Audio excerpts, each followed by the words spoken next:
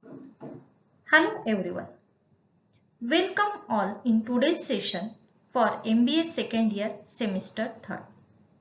My name is Professor Snehal Sadawarte from Rajgarh Institute of Management, Research and Development, Pune. Today's subject name is HR Operations. The course code is 305. Unit 1, Human Resource Administration, Part 3.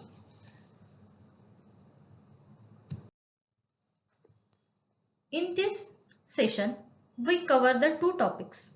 First one is the deployment and second appreciation later.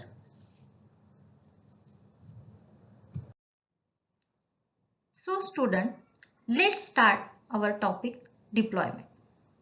The deployment is a practice or aim at supporting the employees' engagement, employees' motivation and increase the productivity and leadership development across all level of employees within the organization.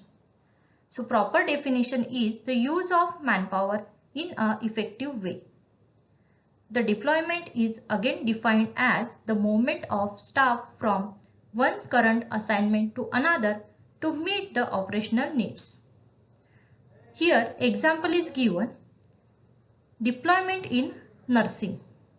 Staff nurses having qualification of BSc or MSc nursing being deployed as teaching faculty in schools and colleges, that is the redesignation from staff nurses to tutor or lecturer to higher category. So we have different types of deployment, mainly are as follows. Interlocation deployment. According to Gauss 2009, except that interlocation deployment make employees more performance oriented through the increment of their competencies. Graham et al. 2008 interlocation deployment practice is concerned with the movement of employees from the main branch of organization to the relocation. Next is interdepartmental deployment. In this, explain that an interdepartmental transfer means the IDT is used to record charges and revenue of sales of goods and services between the departments. For non-automated or non-routine IDTs, the interdepartmental transfer vouchers from his completed and submitted to the Office of Accounting to request the IDT means interdepartmental deployment. Now third one is redesignation deployment. Redesignation happens when only the position title has been changed, but everything else remains same with regards to job responsibilities, place of work, reporting structure, etc. The new designation will appear in future communication. Next is the appreciation letter. So, appreciation email letter is the recognition of excellent work performance of an employee on his role. It is given to encourage the employee and also acknowledge the efforts and good work done by employee. The definition of appreciation refers to recognition or admiration of something. Holding something in higher regards like a work of art is an example of having an appreciation of it. Appreciation is defined as following feelings of the thankfulness. So, who can issue or write email or letter of appreciation? The appreciation email letter to employee is commonly issued by the employee's boss, manager or human resource department, and these work are moral booster not only the employee but also spread a positive vibes to other employees working in the organization.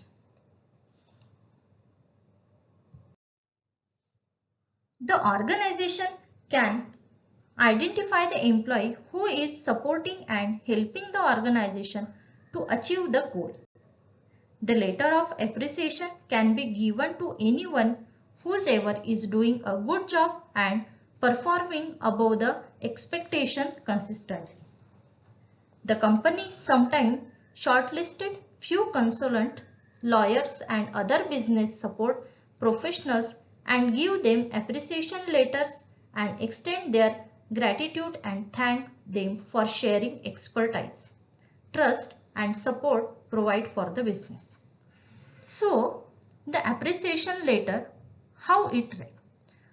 What to write in appreciation letter or email? The appreciation letter is given to employee is considered as recognition and award for an employee. The employee keep this as an award or achievement and use this for his future career growth. The appreciation letter should be written in polite language which will encourage the employee for his hard work and superb performance. Here given a sample of appreciation letter. Here is given that write a letter as soon as possible. Clearly explain why you are writing the letter. Keep the letter short and focused. Be sincere. Proofread. Send as a business letter, thank you note or email. This is a appreciation letter. Next one is the appreciation letter.